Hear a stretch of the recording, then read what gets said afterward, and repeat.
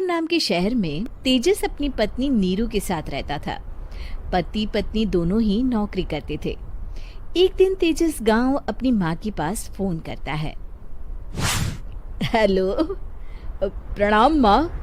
जीते रहो माँ, तुम दादी बनने वाली हो हैं? अरे वाह, ठीक है बेटा, मैं कल ही आती हूँ। जब माँ जी शहर पहुंची तो बेटे बहू ने बहुत अच्छे से स्वागत किया। लीजिए माँ जी, चाय। अरे गर्मा गर्म पकोड़े ले आओ माँ के लिए। नीरू रसोई में गई और 2 मिनट में ही पकोड़े ले आई। जी ये लीजिए। बहू जादू से बनाए हैं क्या? अभी तो रसोई में गई थी। यम्मी। माँ जी, शीला रसोई में पकोड़े तल रही है, मैं बस लेकर आई। हे भगवान, मेरा धर्म भ्रष्ट कर दिया तूने। अब तो गंगा जल से शुद्धिकरण करना होगा। दूसरे दिन, माँ जी मैंने नाश्ता बना दिया है, ऑफिस जा रही हूँ। पर अभी तो घर का सारा काम पड़ा है। शीला आती ही होगी, झाड़ू पोछा बर्तन कपड़े वो सब कर लेगी। हमारे जमाने में घर का सारा काम हम ही करते थे। जी माँ जी, आप बहुत होशियार हैं, मैं घर ऑफिस दोनों नहीं संभाल पाती। तो जरूरत क्या है घर से बाहर जाकर चाकरी करने की? वैसे भी घर का काम खुद करने से घर में बरकत आती है, समझी? पर माँ जी। पर वर कुछ नहीं, इस महीने की पगार मिले फिर ऑफिस बंद है। हाँ। रात को नीरू तेजस से कहती है, सुनिए जी, माँ जी बोल रही थी कि मैं नौकरी छोड़ दूं। वैसे ठीक ही तो है, अभी तुम्हें आराम की जरूरत है। फिर भी आराम कहाँ, शीला को छुड़ाने के लिए बोल रही थी। तो अब 24 घंटे में इतना काम तो कर ही सकती हो। पर जॉब पसंद है मुझे, घर पर मन नहीं लगेगा।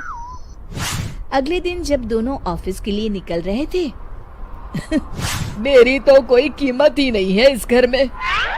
माँ जी, आजकल महंगाई बहुत है, रहन सहन भी बदल गया है, दोनों नौकरी करते हैं तभी ठीक रहता है।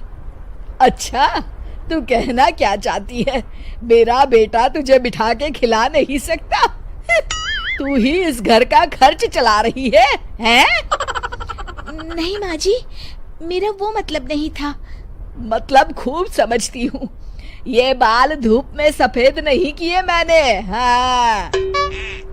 अब तो ये रोज का काम हो गया था। तेजस भी रोज की झिकझिक से परेशान हो गया था। एक दिन उसने कहा, नीरू, वैसे भी तुम्हें मैटरनिटी लीव मिलने वाली है, तो अभी से ही छुट्टी ले लो।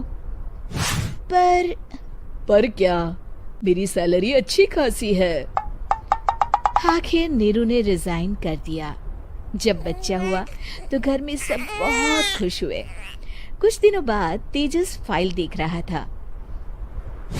क्या हुआ तेजस, कुछ परेशान लग रहे हो? हाँ, वो हमारी जितनी सेविंग्स थी वो तो हॉस्पिटल में और छठी के फंक्शन में खत्म हो गई है नीरू। और अभी वैसे मंदी चल रही है तो मैं बोल रही थी कल मुन्ना को हेपेटाइटिस का टीका लगवाना है। नीरू, क्या पोस्टपोन नहीं कर सकते? नहीं जी, बिल्कुल नहीं। अब तेजस को समझ में आ रहा था कि उससे गलती हुई है।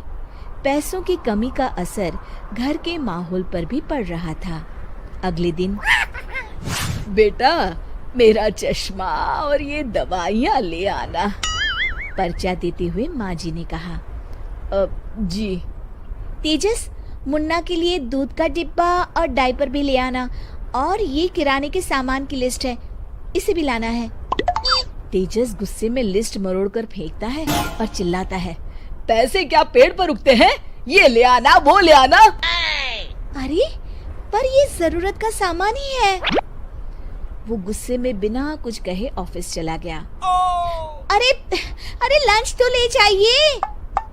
नीरू दौड़कर डिब्बा पकड़ाती है। एक दिन खाना खाने के बाद, नीरू, अब तो मुन्ना कुछ बड़ा हो गया, तो अब तुम वापस ज्वाइन कर लो ना जॉब। पर इस रिसेशन में जॉब मिलना बहुत मुश्किल है। ट्राई तो करो। फिर मुन्ना? माँ जी है ना, और एक फुल टाइम मेड भी लगा लेंगे। पर माँ जी, उन्हें तो पसंद नहीं। तभी माँ जी वहाँ आ जाती है और प्यार से नीरू के सर पर हाथ फेरते हुए बोलती है, अब मेरी समझ में आ गया बहू, पहले के और अब के समय में अंतर है। तुम काम शुरू करो, मुन्ना की जिम्मेदारी मेरी। मेरी प्यारी माँ जी, ये कहकर नीरू उनके गले लग गई। शिक्षा परिवर्तन संसार का नियम है।